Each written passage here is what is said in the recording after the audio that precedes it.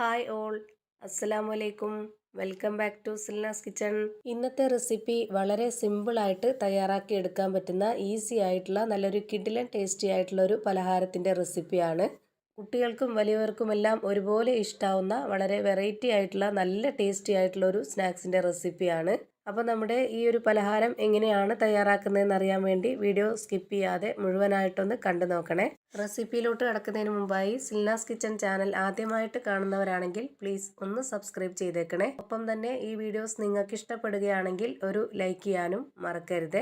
ഇനി നമുക്ക് റെസിപ്പിയിലോട്ട് കടക്കാം. അപ്പോൾ ആദ്യം തന്നെ ഈ ഒരു പലഹാരത്തിന് വേണ്ടി ഇവിടെ ഒരു പാത്രത്തിലേക്ക് ഒരു സബോള കട്ട് ചെയ്തിട്ട് ഇട്ട് കൊടുക്കുന്നുണ്ട്. അതുപോലെ നീളത്തിൽ കട്ട് ചെയ്തിട്ട് വേണം ഈ ഒരു പലഹാരത്തിന് എടുക്കാനായിട്ട്.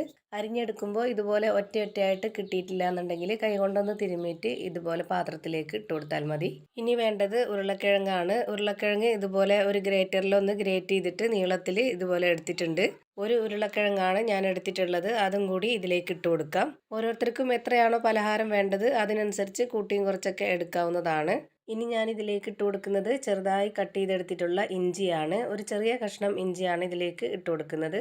പിന്നെ ഓരോരുത്തരുടെയും എരിവിനനുസരിച്ച് പച്ചമുളകിൻ്റെ എണ്ണം എടുക്കാവുന്നതാണ്. ഞാനിപ്പോൾ ഇവിടെ ഒരു 3 പച്ചമുളക് ഇതുപോലെ ചെറുതായിട്ട് കട്ട് ചെയ്ത് ഇതിലേക്ക് ഇട്ട് കൊടുത്തിട്ടുണ്ട്. അതുപോലെ കുറച്ച് ഒരു അര സ്പൂൺ അളവിലുള്ള മുഴുവൻ കുരുമുളകും ചതച്ചിട്ട് ഇതിലേക്ക് ഇട്ട് കൊടുക്കുന്നുണ്ട്. ഇനി ഇതിലേക്ക് കുറച്ച് കറിവേപ്പില ഇട്ട് കൊടുക്കാം. മല്ലിയില ഇഷ്ടമുള്ളവർക്ക് അതും കൂടി ഇട്ട് കൊടുക്കാവുന്നതാണ്. പിന്നെ വേണ്ടത് 2 കോഴിമുട്ടയാണ്. ഞാനിപ്പോൾ ഇവിടെ 2 കോഴിമുട്ട പൊട്ടിച്ചൊഴിച്ച് കൊടുക്കുന്നുണ്ട്.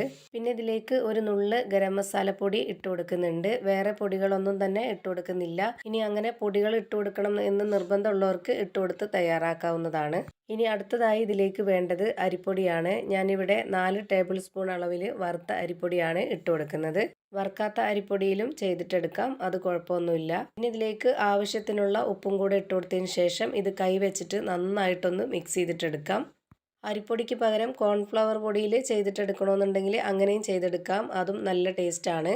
ഒട്ടും തന്നെ ഇതിലേക്ക് വെള്ളമൊന്നും ഒഴിച്ചു കൊടുക്കരുത്. മുട്ടയുടെയും ആ ഒരു കിഴങ്ങിൻ്റെയൊക്കെ നനവ് തന്നെ മതിയാവും. ഇപ്പോൾ ഞാനിതെല്ലാം നല്ല പോലെ ഒന്ന് യോജിപ്പിച്ചെടുത്തിട്ടുണ്ട്. ഇത്രയും മതി. ഇനി നമുക്കിതൊന്ന് തയ്യാറാക്കാനായിട്ട് ഒരു പാൻ സ്റ്റൗവിലേക്ക് വെച്ചിട്ടുണ്ട്. ഫ്ലെയിം ഓണാക്കി കൊടുത്തിട്ടില്ല, ഇപ്പോൾ തന്നെ ഓണാക്കി കൊടുക്കണ്ട. ഇതുപോലെ പാൻ വെച്ച് കൊടുത്തതിന് ശേഷം അതിലേക്ക് കുറച്ച് എണ്ണയോ ഓയിലോ ഒന്ന് നന്നായിട്ടൊന്ന് സ്പ്രെഡ് ചെയ്ത് കൊടുക്കുക. ഇനി നെയ്യിലോ ബട്ടറിലോ ഒക്കെ തയ്യാറാക്കണം എന്നുള്ളവർക്ക് അങ്ങനെയും ചെയ്തിട്ടെടുക്കാം, കുഴപ്പമൊന്നുമില്ല.